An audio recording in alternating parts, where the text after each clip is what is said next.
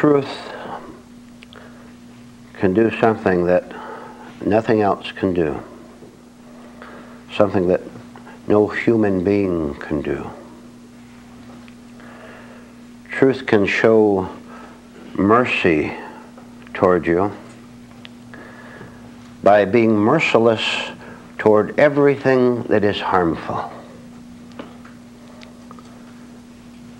Don't you sometimes look around and wonder at the lack of authentic compassion and understanding in this world? Don't you look in vain for it in friends and acquaintances and in experiences? Doesn't it look very certain to you when you see the crowds in the shopping centers and the people in the business offices and at the games? Doesn't it seem to you as if the world is rushing too madly to get a shout and a thrill to even consider the word mercy and understanding? Therefore, aren't you delighted to discover, even in an elementary way just now, discover that there is something that has mercy on you because you don't have any on yourself.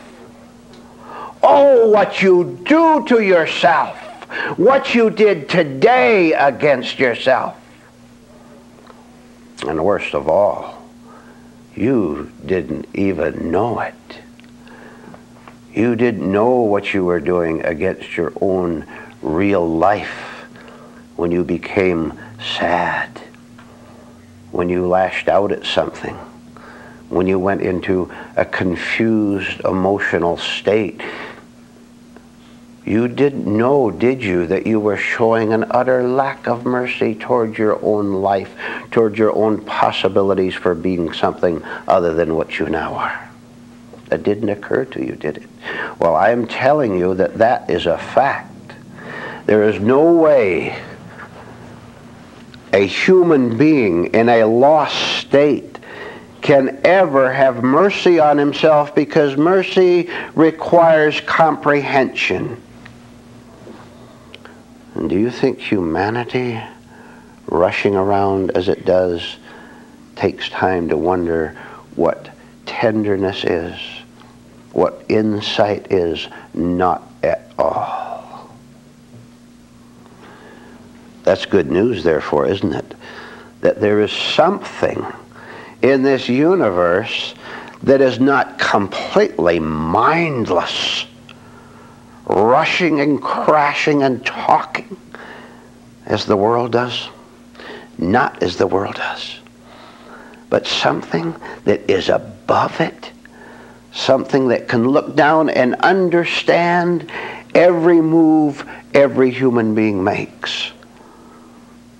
And instead of criticizing and lashing out at what it sees, truth nods its head, and that is its mercy, because it knows that human beings can never behave above their own level, but that any man or any woman who wants to can raise their level.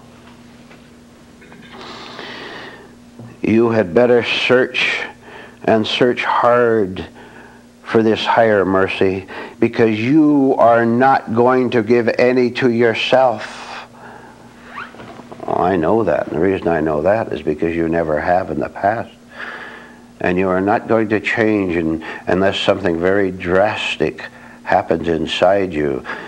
And one drastic thing that should happen is that you do indeed see what your heavy spirits do to you, how they take all the real pleasure out of life. You have no real pleasure in life, do you? You have excitements, and you have thrills, and you have things to look forward to.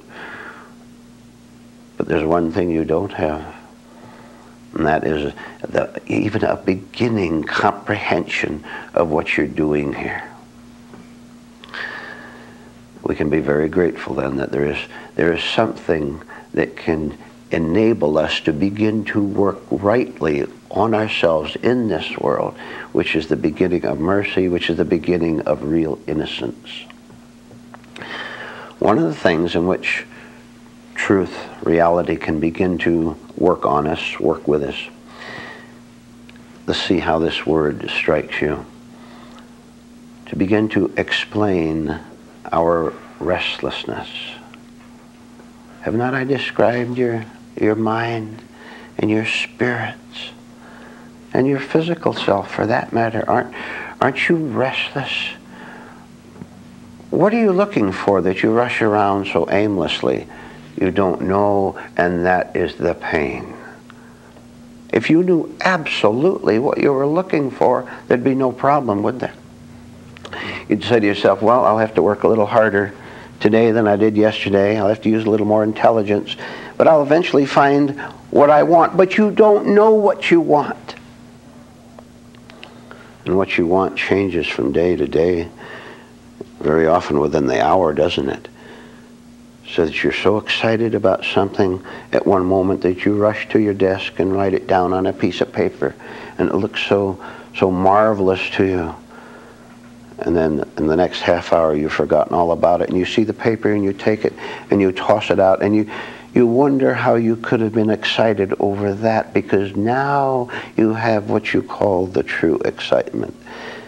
And 30 minutes after that, that great idea goes out the window too. Think of a king in his castle, and he has a young son, the prince, who one day will take over the throne. And the king looks at his young son, and having been a young man himself, the king understands his son, and he sees his restlessness.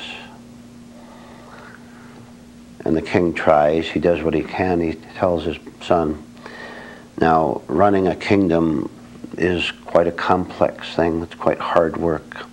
You have to be very adaptable, without compromise. Many things to be concerned with in agriculture and the weather and keeping the castle intact. Receiving visitors, trading our products for those of another kingdom. Many, many complex things, and I would like to teach you those things while you're young, so that eventually when you become king of the castle, you'll be able to run it properly. And the young man, like most young men, was very restless. And the king knew that. And when the son finally said, I want to travel beyond the castle and its boundaries and find something different, the king understood.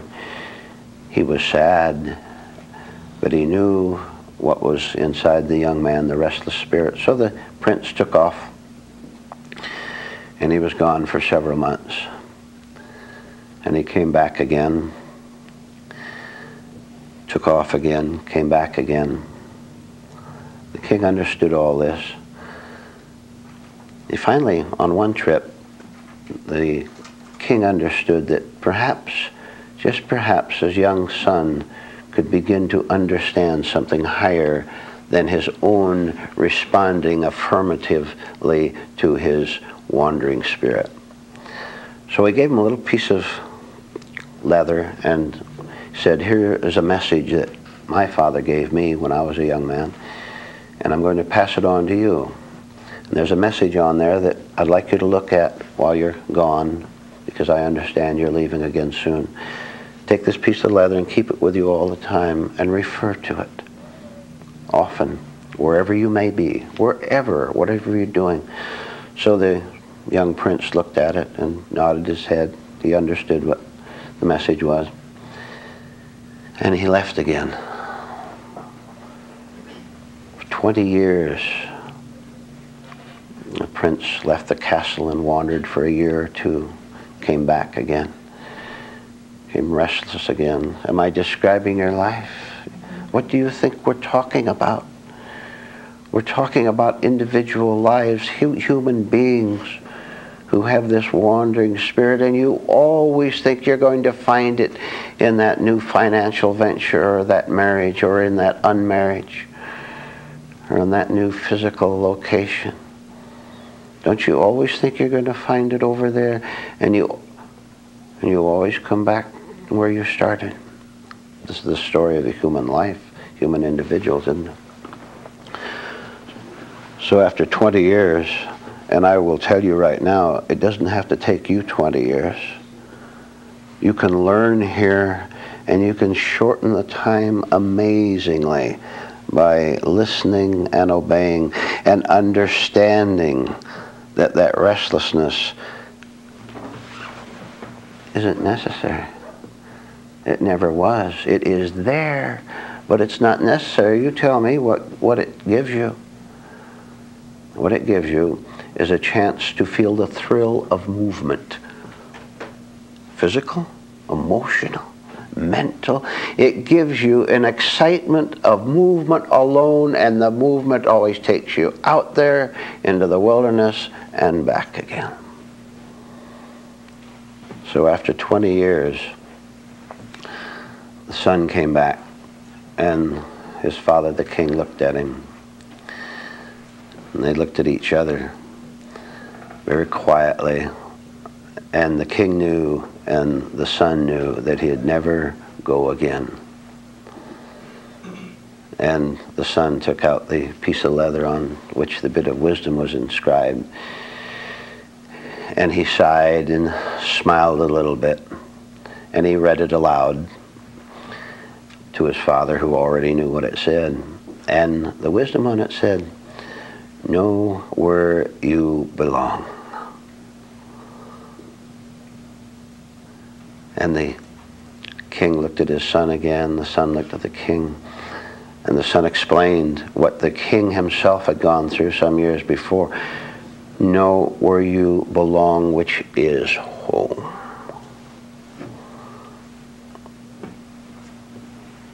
Where are you wandering away from your spiritual home? Where are you closing your eyes and loving the excitement of movement alone, the movement of being irritable? That is a trip out of the castle away from your home. Just to be irritated. Do you understand that? Or don't you even know? Or don't you even know when you get irritated that you are? I'll tell you. I said the son was gone, the prince was gone for 20 years. That's a long, long time to be gone from home. Don't you dare waste another minute. You don't have to. That son out there and picking up the little piece of leather and looking at it and trying to comprehend it. Let me tell you something very serious. You now have that message, that bit of wisdom, and you know where you belong, understand where you belong, which is in your spiritual castle at home. And I want you to know that the restless spirit, whatever it might be inside each one of you, that restless spirit doesn't want you to understand what that says and means. It wants you to see the words and maybe call it a nice little pleasant thought, but it doesn't want you to look at it so close that you understand it's talking about you. It's talking about a life that is 10,000 miles above ordinary life. It's talking about something, not just something you can do, but something you can be. And what you can be is someone who's in that castle, and you begin to feel the temptation to wander, and you say no. You're able to say no because already a little bit of understanding is coming to you that there is nothing outside of your spiritual home but wandering and loneliness and grasping and thinking that around the next corner is just the opportunity that's going to take away the ache. The ache is still there. The ache is there tonight as I'm talking to you, isn't it? I know it is, and you know it is. Can you be honest about it? If you can be honest about it, you can then say, well, look, the whole thing was explained to me, that just like the young prince, I felt restless. And I didn't know that I could only feel secure by staying where I belong. Instead, I listened to some foolish voice outside the castle. Who was it? You can name it, can't you? Can't you in your past life name that alluring voice that took you away from where you belonged and kept you out there for so long because you couldn't tell the difference between right and wrong even? Isn't that an astounding thing? You would think that the first thing a human being would do when they began to mature, grow up out of their teens and even before then, one of the first things, wouldn't you think that any of us would ask is, now let's see, what's the difference between what is right and what is wrong? Because it seems reasonable and logical that what is wrong for me. And what is right for me. Therefore, in order for me to feel good, I must do what is right.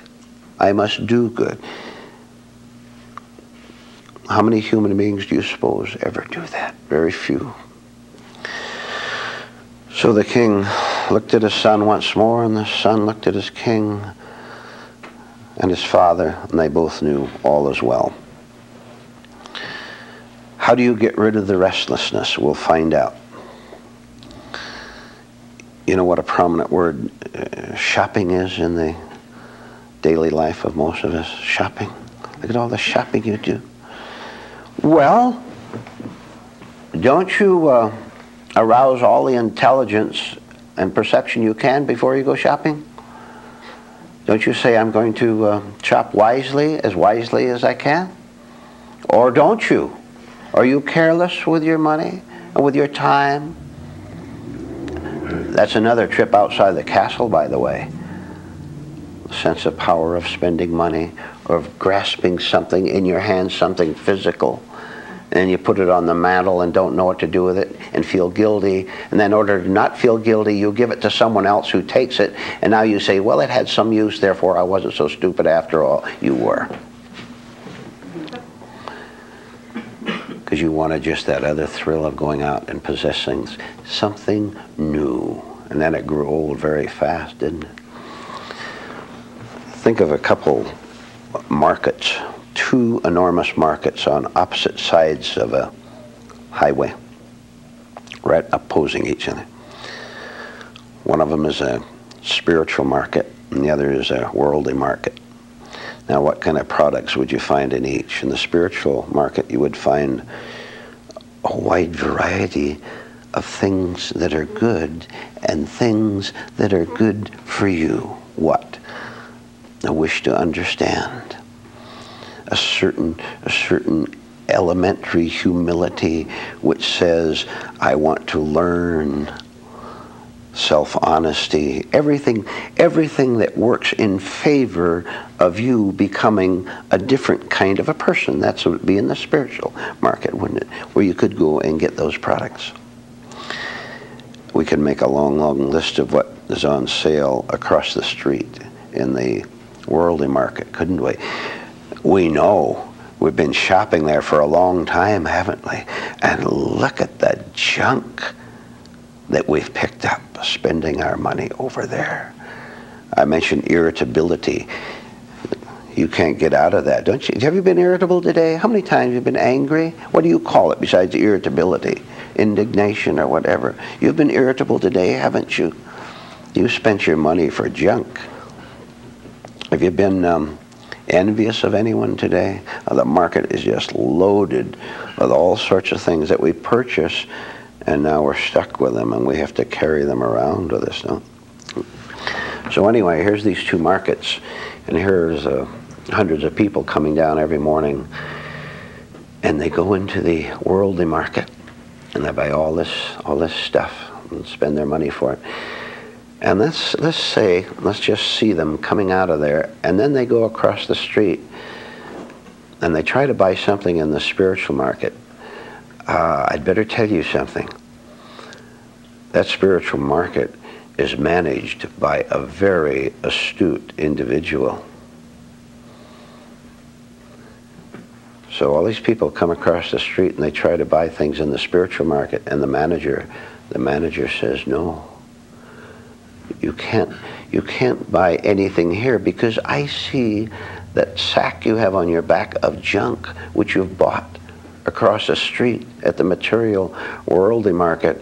And I am here as the manager of the spiritual market to tell you that you can't shop in both places. You can try, but you won't succeed. If you prefer to buy things over there, then that's where you should buy, not here. Now, on the other hand, you're getting the application. On the other hand, if you want to stop buying over there and buying all that nonsense, you want to stop going there, then you're quite welcome to buy anything you want over here that will do you authentic good. And human beings being human beings, when they were told this merciful truth, when they were told that, they became angry, and they said all sorts of insulting things about the manager of the spiritual market. And they went out there stamping their feet and injuring themselves with anger. One of the men who talked with who shopped at the spiritual market asked the manager, "What's this all about? Why can't they shop here as well as over there?" And the manager explained, as you should begin to understand that you can't mix the two. There's no way, there's no such thing as mixing light with darkness, truth with falsehood. Besides, the manager added, if you sell people our spiritual products before they give up those products over there, if you sell it to them here, they will use it for evil, because they must always distort, because their minds are that way. For example, energy. You can buy pure energy over here if you want. Spiritual energy, mental energy, anything you need. And if I sold them energy, pure energy, they would take it across the street and get it all mixed up with the wrong things and use that energy for wrong purposes. Have you ever heard of war, for example? Isn't that using energy for wrong purposes? Again, let me ask you, aren't you so glad that truth is so merciful to you that it won't let you get away with what you want to get away with? Now, you are not conscious, and I know you're not conscious of how you're trying to mix two things. And the strange thing about human beings is that they never stop in their self-destruction long enough to see what they're doing to themselves. They never pause enough to say, now look, the man said in his talk that anger is self-destructive. Now, you know, why don't I look at that? Why don't you look at that? Anger is self-destructive. Well, now anger is one of the most prized possessions of every human being, which he suppresses and lies about, of course. But anger is self-destructive. Let me stop right there and see the mercy in that statement. Do you know that those of you listening here, watching this, you could start right there yourself and stick with it in spite of all temptations to look away, to run away, to leave the castle. You could stick with that one statement that irritation, hostility, and antagonism can only do one thing. It can take away happiness. You could stick with that all the way until by the mercy of reality, you would see it, and you would never again see any value in being angry over anything whatever. Now, look at the challenge that's ahead of you. Tomorrow, for example. Now, you've heard the statement that you are wrecking your life by your own unconscious choices. Tomorrow, for example. The first time in the morning that you feel an urge to leave the castle, you're getting restless, life isn't right, you don't know how to figure it out, and there's a crisis coming up, and people get angry with you, and you don't know how to act, you don't know how to behave. When all these temptations to leave the castle and to wander in confusion and chaos, when these temptations come to you in the morning, I want you to remember what I told you. Because I told you the truth. I told you that if you leave the castle with your striking back at someone, you will have to pay the price for it on the spot, and you'll never, ever solve the mystery of life. Now, let's repeat that. Is life a mystery to you now? You know it is. You talk as if you understand yourself, but you don't. Life, therefore, is a mystery to you. What would you pay if it was money? What would you pay? How much would you pay in order to understand everything completely? I better tell you, you don't want to understand life. Because if you understand it, you'd have to give up being what you are and who you are. And that is what you fear most of all. And what you fear most of all is false. That's a false feeling, that is, to feel that giving up yourself will be a loss. It will be the greatest gain any human being could ever make. Because to give up your false life is to find true life.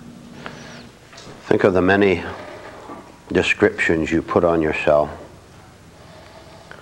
daily, constantly. Descriptions which are critical, which are favorable. You call yourself perhaps as many as 1,000 different things a day. You're a success, or you're a failure, or you're a frightened person, or you're an aspiring person going somewhere important, or you're someone who fakes a lot, or you're someone who's perfectly sincere in everything you do. Hundreds and thousands of labels over a period of time, often very contradictory. And you don't quite know sometimes how to label yourself, whether you're a good person or a bad person, or generous or selfish or whatever. Now look at the people you live with and your friends and your associates. You will see that you do the very same thing to them, that you're constantly describing them in many different ways, and again, contradictory very often. Someone is likable one moment, the next hour or so you have a difference with them, and they're not very pleasant. So this whole business of going around calling ourselves and other people's names is a constant practice. The mind rolls forward in it all day long. Now, I want you to know that this is a purely human habit, and a very dreadful, destructive, wasteful habit. But it all connects with human beings giving themselves and other people labels so that they think they can understand them if they put a label on them, but it is the very label that prevents understanding. It acts as a wall toward you seeing and comprehending the other person's motive, what he's like, and prevents him from seeing you and understanding you. I said this was a purely human practice. Now, there is another source, another power outside of the human mind that has nothing to do with this wasteful practice, that never does it, has no connection with it. And this other source, you can call what you like, but we'll call it truth tonight with a capital T. Something which is not a part of the human mind, therefore not a part of the labeling process. Now this truth, this higher power, does indeed see human beings and understands every one of them perfectly. Absolutely. It has no need for labels. It has no need to put a description because it is not getting anything out of the description. When you call someone a friend, it's because you perhaps want something from them. You call them an enemy, again you want something from them. Something which you can't see perhaps. But truth, reality, has no need to describe anything because it has something much better, which is called seeing and understanding. No labels, no descriptions of any kind. But what it sees is quite interesting. And what truth sees in every human being is someone who simply doesn't know his way around. Doesn't know his way around life. And the very fact that reality can look out and see human beings with their accusations and their irritations and look out and see them, that itself, the fact that human beings must use labels on each other, indicates that it doesn't know the right way, doesn't know its way around at all. Not knowing the right way, it follows the false way. So reality looks out and sees each human being purely, and sees them purely as someone who doesn't, and I'll repeat the phrase, who doesn't know his way around his own life. There was a castle in Europe which was open to visitors. Every day visitors would come to the gate, and the gatekeeper would come out in his splendid uniform of many colors, and he would invite them in. And he would say, the castle is open for tours, and you'll have a guide who will take you all around it, out into the castle itself and out into the yard. So one day the tourists came in, and they gathered around the gatekeeper, who introduced them, welcomed them. And he made a different remark this one day. He said, now the king himself doesn't happen to be in the castle itself, but he's out working among the other people out in the yard, and you might just find it interesting to see if you can identify him.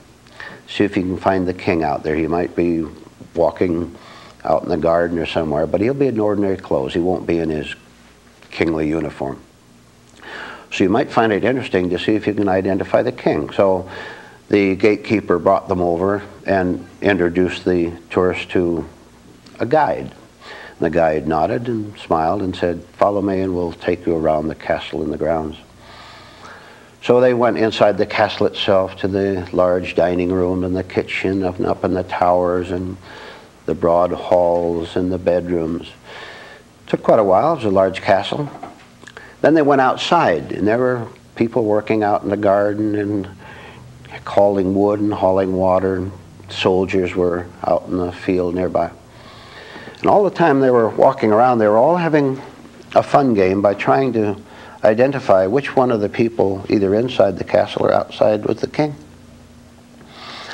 And one of them said, oh, I think it's the man tending the vegetable garden over there. And someone said, no, I think it's that man in the soldier's uniform riding the horse across the grounds. Another one said, no, I think it's that man carrying water into the castle. So they had a good deal of fun with it. And the guide took them through the whole castle and out in the yards. Finally brought them back to the gatekeeper. The tour was completed.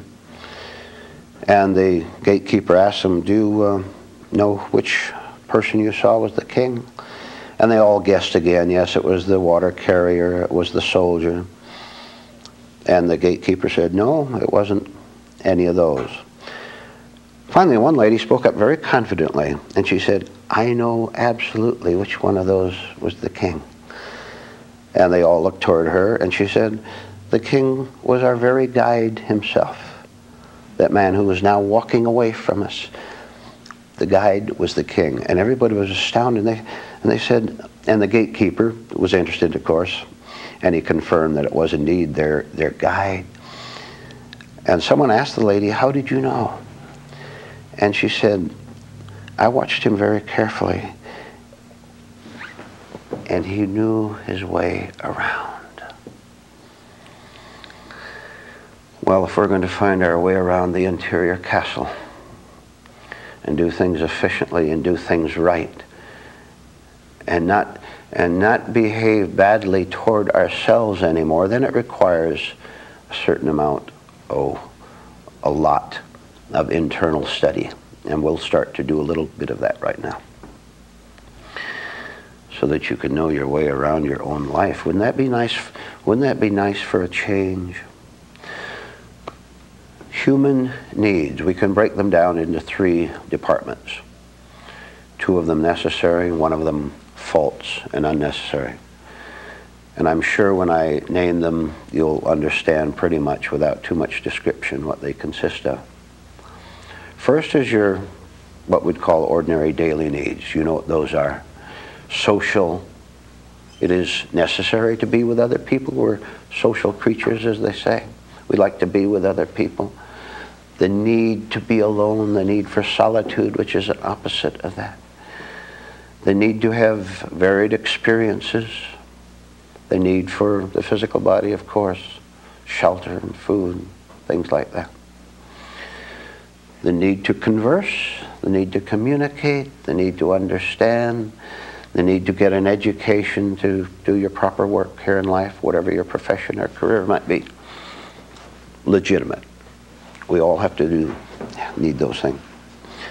Then there's the legitimate need of, the legitimate need of the spiritual life,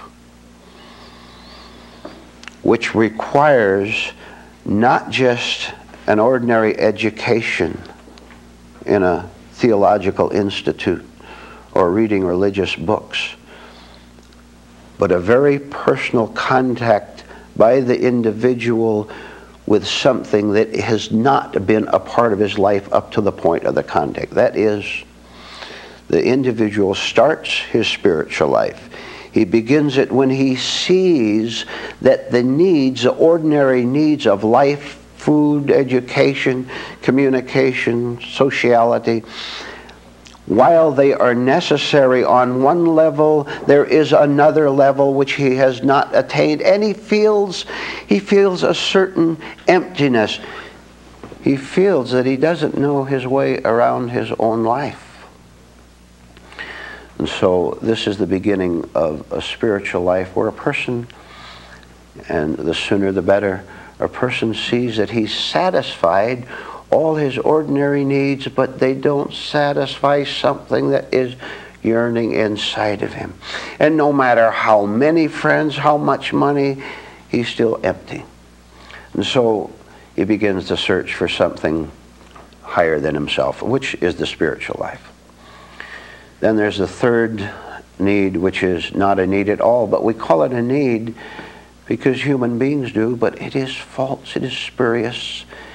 You have no need for it at all. And all these needs, you might sometime at home take paper and pencil and write down the word self about 50 times, and then write certain words after it, of which I'll give you some samples in a moment, so that you, right in front of you in paper and pencil, you can see the collection of needs that you have called necessary, that you thought you had to have, but which can only be a block to a genuine spiritual life. Let's see if we can pull out a few.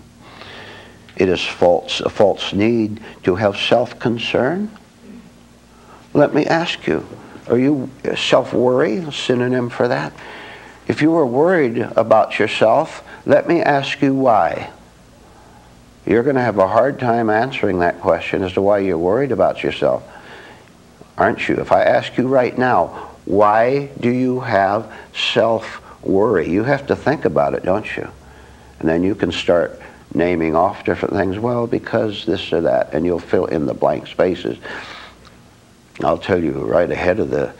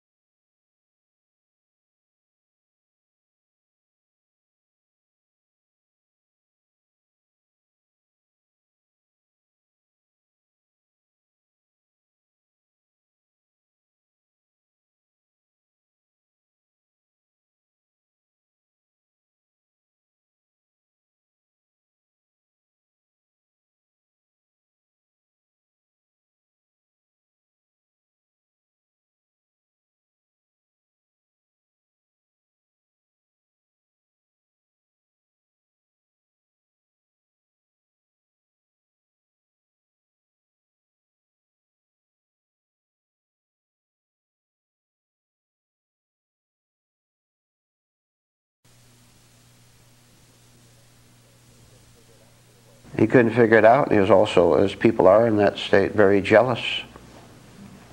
Well, of course, the first difference was in the nature of the two kings. So this king, who was constantly being attacked, began to sense something inside himself, which was this: and I am now talking to you. He felt great resentment at his own weakness. He thought he was angry at the enemy out there. And he began to understand that he wasn't really angry at them. He was angry at himself. Because he sensed that he had a responsibility for being strong. But he refused it. Now here's what happened. After a while, he began to understand why the castle was being attacked constantly and everyone was getting hurt, including himself. He understood that a long, long time ago, when he was building the walls around the castle and building the castle itself, that he was careless, that he was distracted. He would rather run out and gallop around the countryside instead of paying attention to building the castle right. And so he neglected the castle walls, and he especially neglected the outer walls, which should have been very strong to protect the castle against enemies. He saw his own mistake. He saw his own carelessness, and he knew instantly from himself exactly why he was always being attacked, because he asked for it. He asked for it with his own self-deception, with his own carelessness, with his own foolishness. But he got smart. He got a bunch of workmen together and he told them, you go over there and you rebuild that section of the wall and you build that one over there, around the whole castle. And when the outer wall was tall and strong, the attack ceased and they never came again. And when the attack ceased, so his counterattack ceased too, didn't they?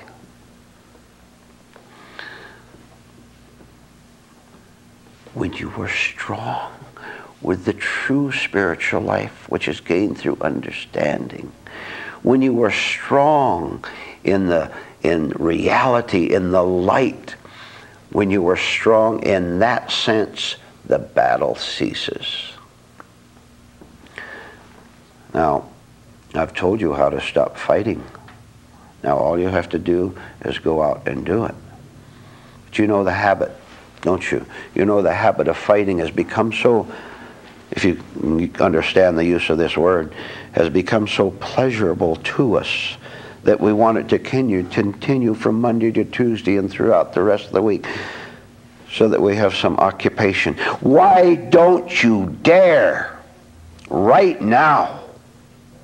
Why don't you dare to, first of all, become so strong, and second of all, become so strong so that no fight is necessary, then see what you do with yourself all day long instead of fighting and being attacked.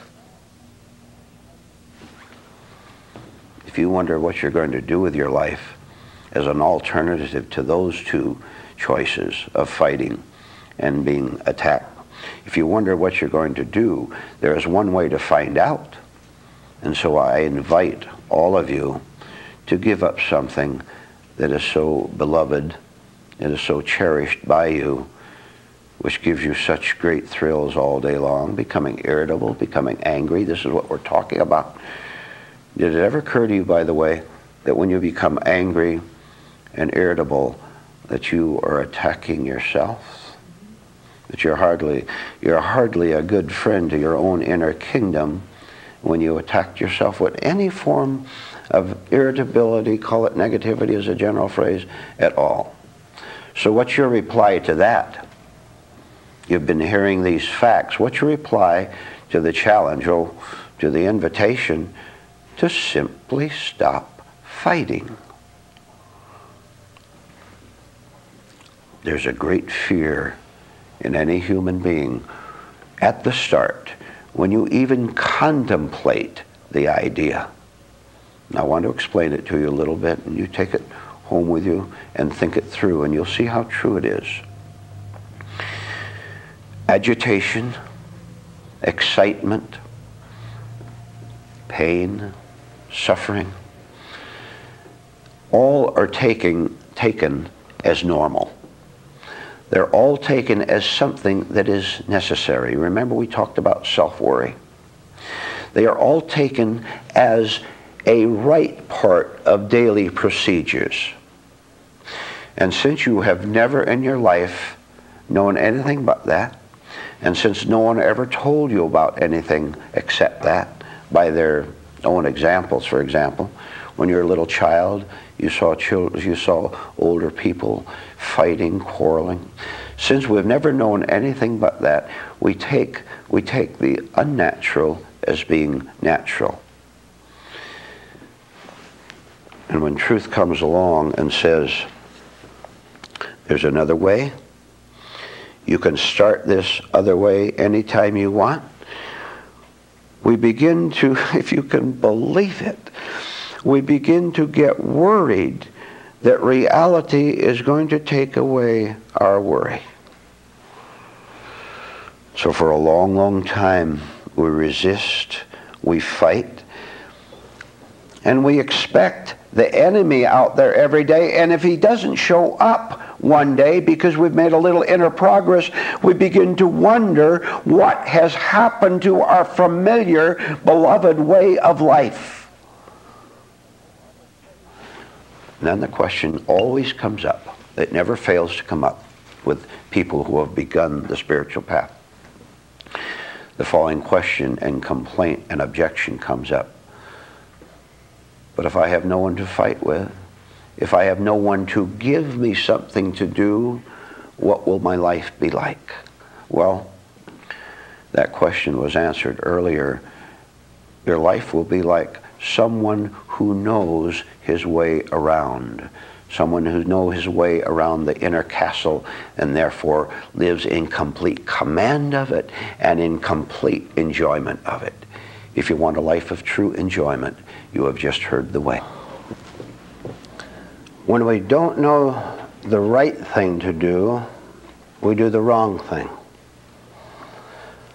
The only reason we do the wrong thing is because we don't know the right thing. We don't know the right thing because we are undeveloped. And that's what we're going to talk about for a little bit this evening. Did you ever just look at it? Now, don't miss these points tonight. They're given out more or less casually to you, and yet the power behind them could change your life.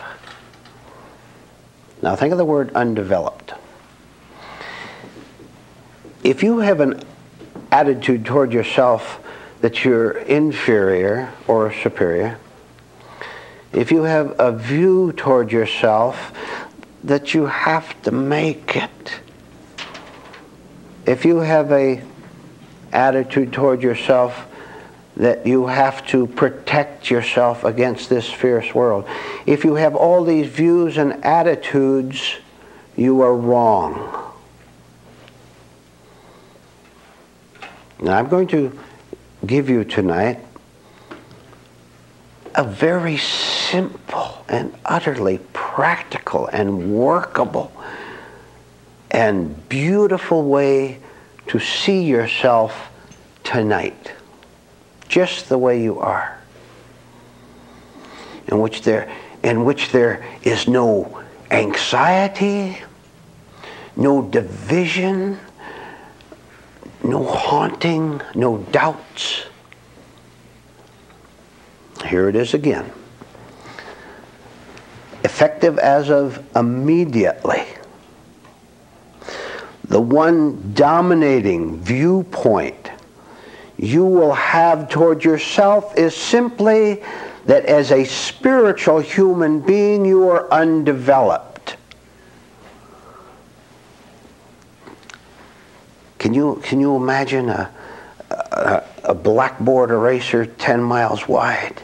That's what that is. It clears all the wrong figures on the board, all the misspellings on the board. Look, when you see a 4 or 5-year-old child, you don't say there's something wrong with the child, you say he or she is undeveloped. Even if you walk through a factory and you see a refrigerator that's half made, you don't say there's something wrong with that, you say they haven't finished the work on it yet. There's still things to do. You see a tree that's 3 feet tall, you know someday will be 10 feet tall. You don't condemn the tree, you say it hasn't grown up yet.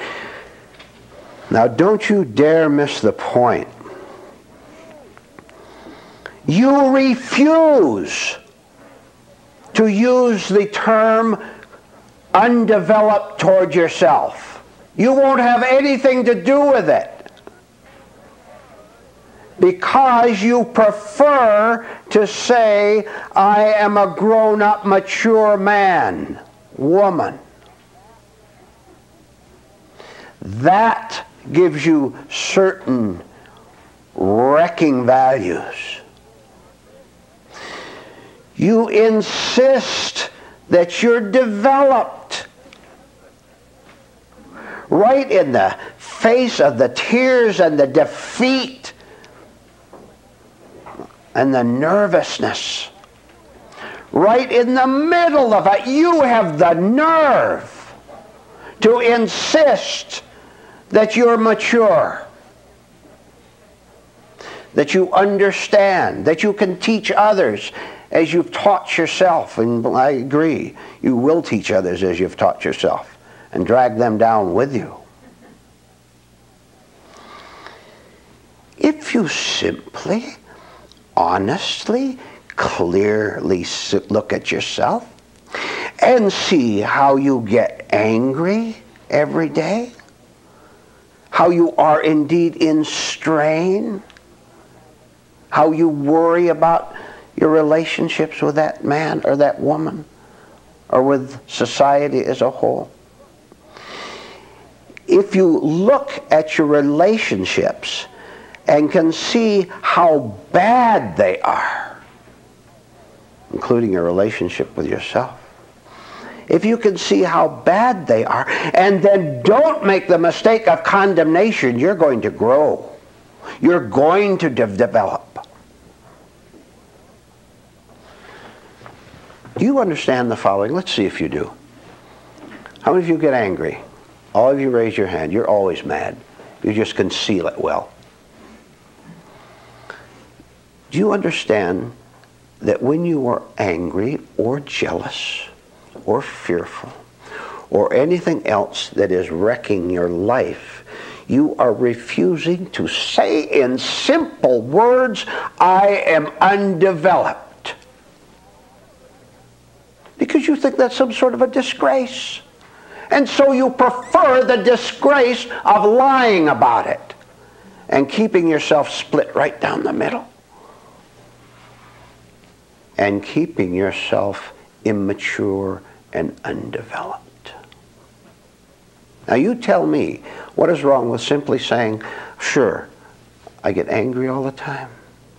I'm gloomy. I'm depressed. My mind races like a mad machine up there. Now, why can't you simply state the fact about yourself, I am as yet spiritually, mentally too, undeveloped? Why can't you do that? Well, because of a certain thing that is called conceit, of something that is refusing to admit that it's been wrong. And we've covered that before, haven't we? How we refuse to, in the smallest things, because we think that we are at stake, that our individuality is at stake, and so we refuse to admit that we're on the wrong path in life. That's the way to wreck your life, as you've wrecked it up to now. You've all wrecked your lives, every one of you here. I don't even know some of you people, and I know you've wrecked your life. And I know that unless you begin to see what you are doing against yourself with your constant pretense, for example, pretense to the outer world that you're not thinking what you're really thinking, huh? You cover that up pretty well too, don't you? Right here in this room, all that pretense ends. You're not going to get away with pretense here anymore. Aren't you glad of that? Aren't you glad that we are not going to accept from anyone in this room, we're not going to accept the premise that we have to continue in the future as we have in the past. Look at it again. Instead of going into all these false reactions toward ourselves and the exterior world, of fighting, of resenting, of shaking, instead of going into all those, the next time you catch yourself in an immature reaction, you say, that was an immature reaction. Something immature inside of me took over my tongue and my words and my physical actions and my feelings. Something took those over that isn't very grown up. As a matter of fact, well, let's see how well you can handle this. Can you remember how you behaved as a little child? How you threw the fits, and how you wanted your way, and you always accused your playmate or your brother or sister, how you're always going to mama and papa and complaining about someone else, and how the teacher always persecuted you,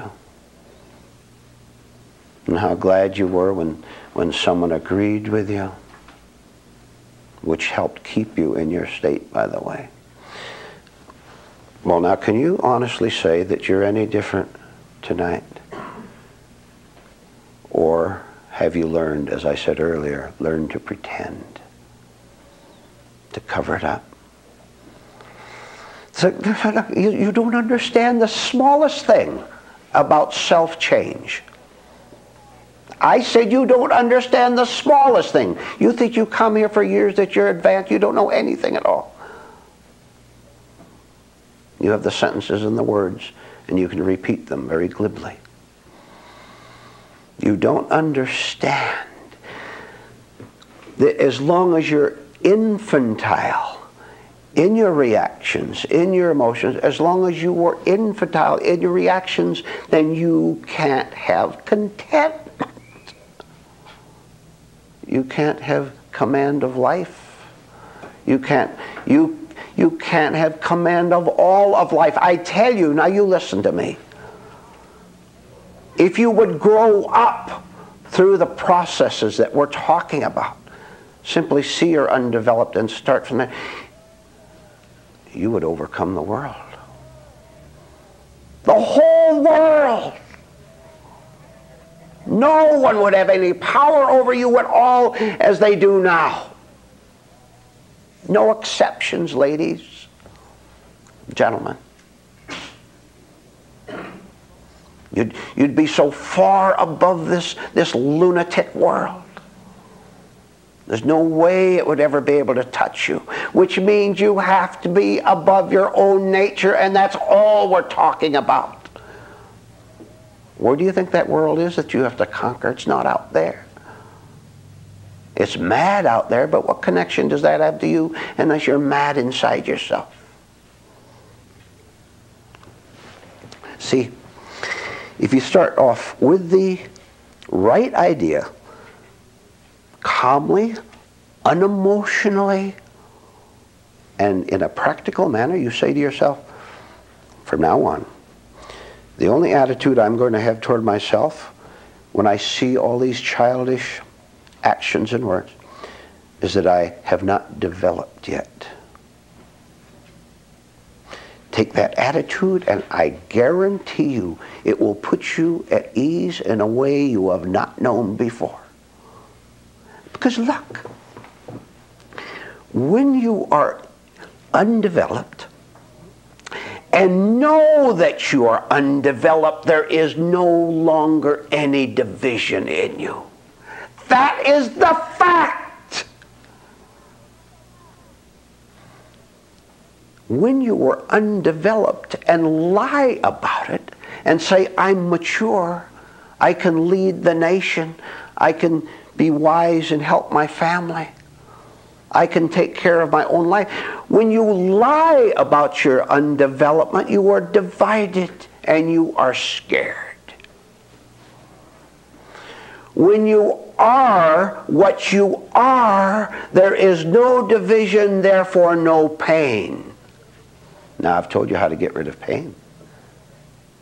Even though you're undeveloped, you can begin to understand your own lack of development. You can begin to see where you are. And you watch and see how beautifully the hammer blows of self-condemnation that you used to hurl at yourself, how they fall away. How you don't need to get a false thrill out of condemning yourself and hating yourself as you now do. That's one of your principal practices. Hating yourself. And then alternating and hating the outer world out there. So we're in a state that we don't understand, that has taken us over. It's like a man. A picture, give you an illustration of it. Picture a man inside his home on a stormy day. And outside it's very cold and the snow is coming down heavily. But this man is comfortable in his home. So he goes to the window and looks out at the snow coming down. And he sees a man out there leaning against a tree 10, 20 yards from the window. And the man inside the house looks in astonishment at what's going on out there. Here's the man, not even dressed for winter, leaning against a tree out there. And he wonders what the man is doing. Very strange sight. So he goes up over and opens the window just enough to yell out to him. He says, "Mister, what are you doing out there? Come on inside." No response. And it's very obvious that it's a man out there leaning against the tree because he sways back and forth a little bit. So the man yells out several more times, "What are you doing out there in the cold? Come on inside where it's warm." No response. So the mystery haunts him so that he decides to get on his winter clothes for a minute and go out and see what's going on. So he goes out there. And when he gets out there, he sees the man has his eyes half closed, and he finally understands why the man didn't respond. He was in a daze. He couldn't hear. He couldn't understand. He couldn't hear the right instructions to come on in. Then the homeowner looks a little bit farther down the road and he sees why. The man's car has overturned. Apparently he was the only one in the car. And he'd been stunned as the car crashed and turned over on the side of the road. And the motorist had apparently seen the house and was trying to get toward it for help when he couldn't make it anymore, and so he slouched against the tree. So the homeowner, of course, led him inside and helped him. Undevelopment and being stunned are in the same package. Don't you get stunned a lot because of your lack of understanding? You can't figure out, can you? I know you can't. I know the answer to that question. You can't figure out why you're out in that storm and your head is dizzy and you don't know which way to turn. You thought you did, but then you lost it. And you think you hear a voice, but you can't hear it very clearly. And only when truth sees our plight, comes up and explains it to us. Now you see that man in his desolate condition, he had no choice then but to listen. And when he heard where he was, it could begin to feel the storm, because he came back to his senses just a little bit. He was able to be led in where it was right. Do you have any notion at all as to how much you are fighting the truth that is trying to get you back inside the house, get you in there where it'll be comfortable, where you're not out there dizzily wondering, how on earth, have you ever asked this question, how on earth did I get into this condition? And next, how am I going to get out of it? You found yourself in that position for a long, long time. I will tell you, with the truth entering your life through your own acceptance of growth and maturity, you're not going to be out driving in that storm in the first place. You're not going to be out there in the first place, so you can't run off the road. And you won't put yourself in danger as you are now. Don't you know that you're in danger from yourself? You understand?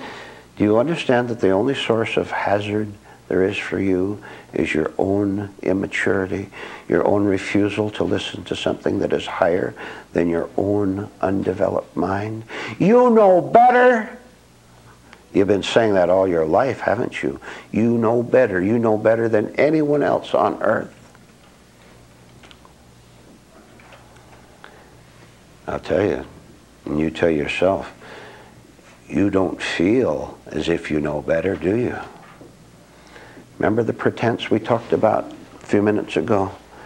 Inside you know that you're a fake, don't you? What a beautiful thing to come into this class and take off your mask and your costume and just be what you are. Instead of thinking that you have to bring your fakery in there, there's no point in you bringing your fakery in here, because it is seen through. It is seen through right now. If this is the first time you've been here, it's all seen through. I know all about you, all you people in the back row, for example. Everything about you. For example, your reaction to what I just said. Now, why say a thing like that? Well, because it's true. Because when you come to this room, it is my duty, speaking personally for a minute, it is my duty to tell you that you're on the wrong road. And you're going to crash, and you're going to be dizzy out in that snow, out in that storm. You're being given the help tonight, not of me, of course, but of the truth itself, which sees you, understands your condition, sees you out there, and comes out and tries to explain your condition to you. Tries to explain why you're suffering and why you're dizzy. But if you prefer to stay confused, you can choose that if you want. You can, of course you can. You can refuse to listen to the rescuer, which is something higher than you. Go ahead and refuse it, and you'll pay the price for the rest of your life. There it is, as simple as that. Now, let me add quickly, because some of you may not understand all that's involved in that particular point. The single reason any human being refuses rescue is because he lies to himself and says, I don't need it.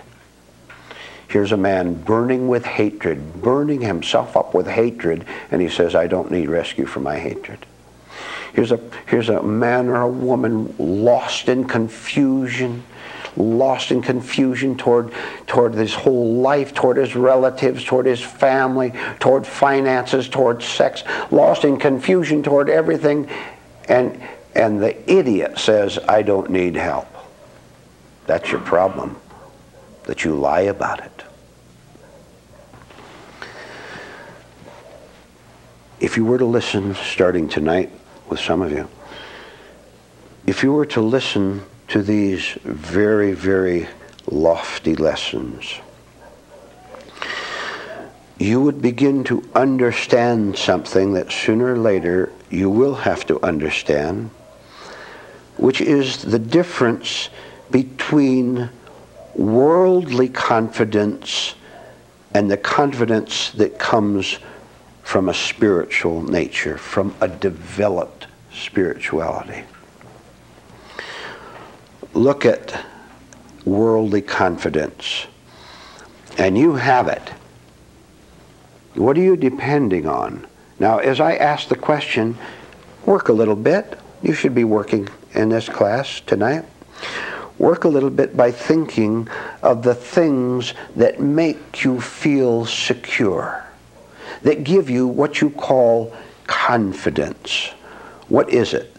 The fact that you've got a future planned out for yourself, for education or employment or for marriage or whatever. You have all these plans. That is your confidence. Or you do have a couple college degrees and you have your career all planned out. Or you have your daydreams, heaven help you. You have your confidence in your daydreams. You have confidence in the future. Someone's going to help you in the future. Or just some vague Savior in the future is going to help you. Aren't you terrified in your confidence? It's not confidence at all. It's just a word.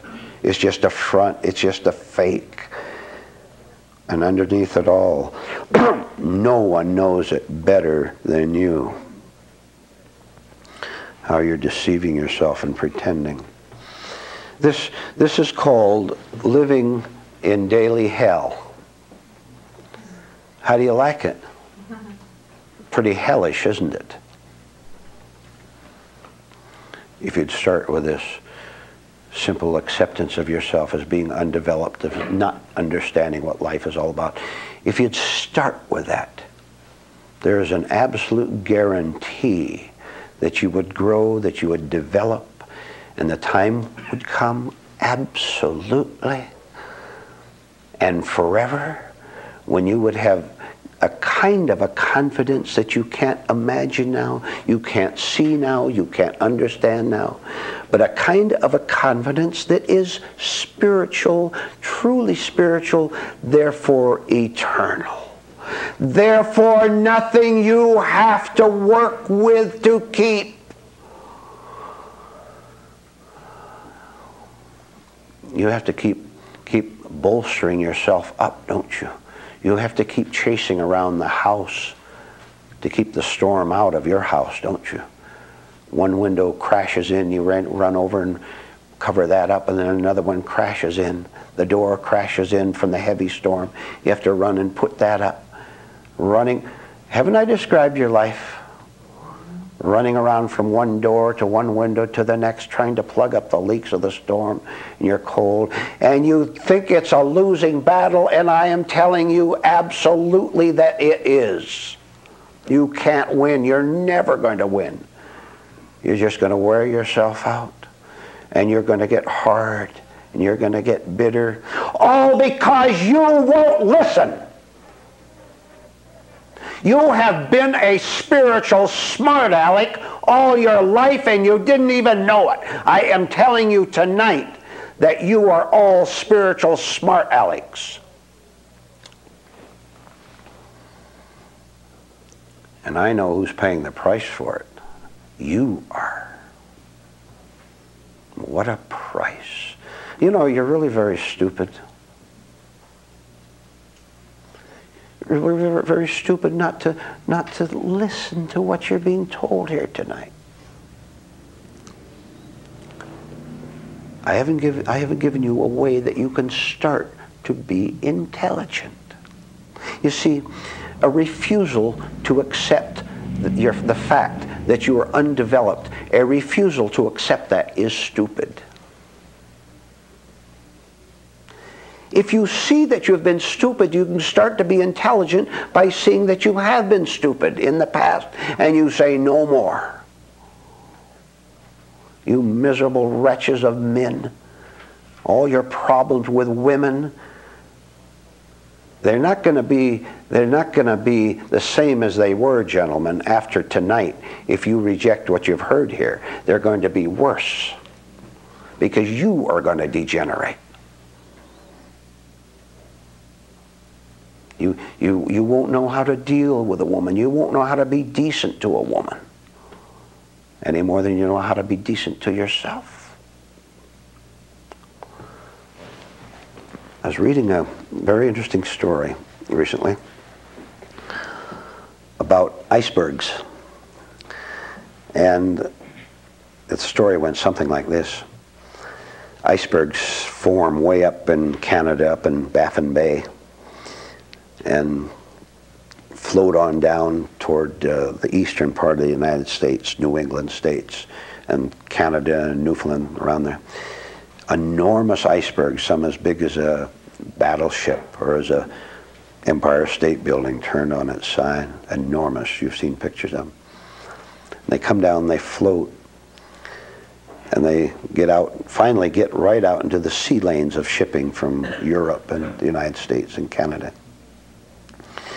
And it gave some very interesting characteristics of them, which made them seem human-like. For example, an iceberg can change its shape overnight. Something will happen to it. It'll melt or change its position or something, so it changes its shape. But let me tell you the chief characteristics of an iceberg, and then apply this to your life. And you tell yourself whether I'm talking about you or not. You tell yourself. Start to be honest for once in your life. Icebergs are dangerous drifters. They crash into other icebergs. They crash into ships that are unwary. Dangerous drifters. Now, has your life been described up till now? I'll tell you what you are. You're in love. You're in love with your own madness. You're in love with your own lack of direction. You're in love with being a dreamy drifter. And some of you stupid people are going to go right out of this room and go right back to drifting dangerously.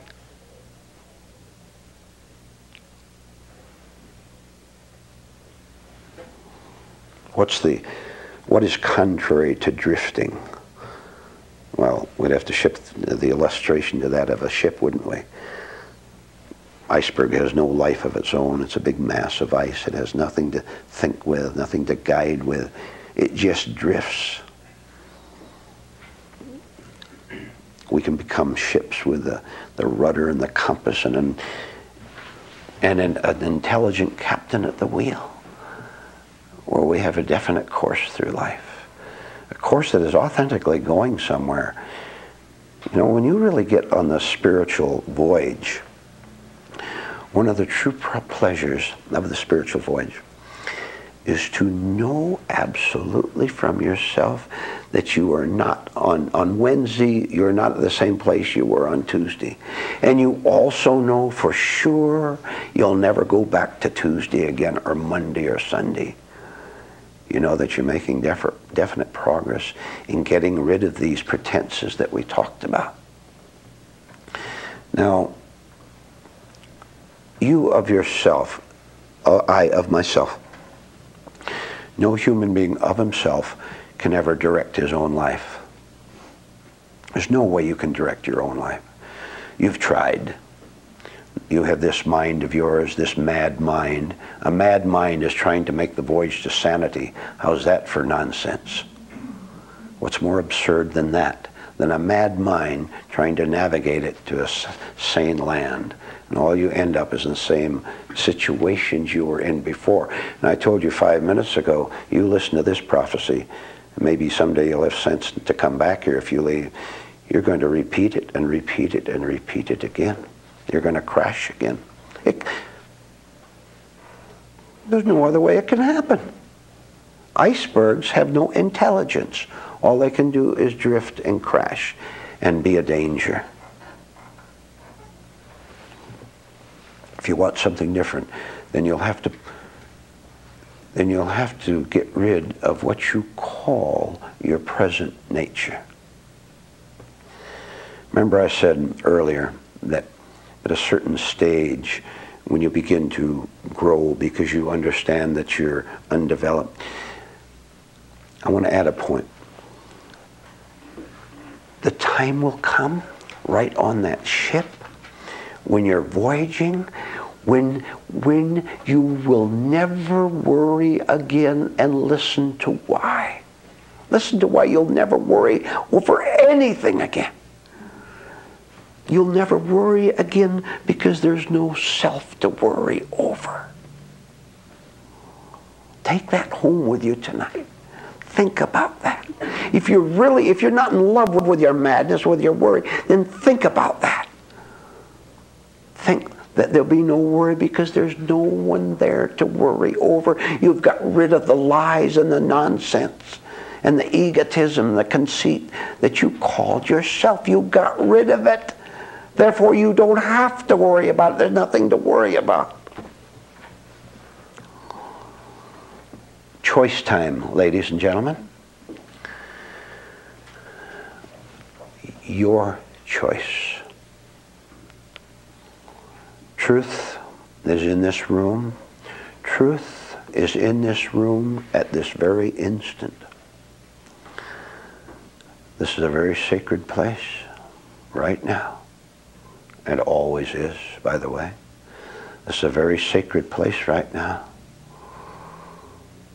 And this sacredness has a compassion for you that you never have had for yourself. You just hate yourself. Truth has nothing to do with that. It is trying to get you to do one thing, to understand where you now are and yield to the compassion of truth so that it can become the captain of your life. You let it do that, and it will do exactly that. You'll come back to this class time and time again and begin to understand the truth of everything you've heard tonight.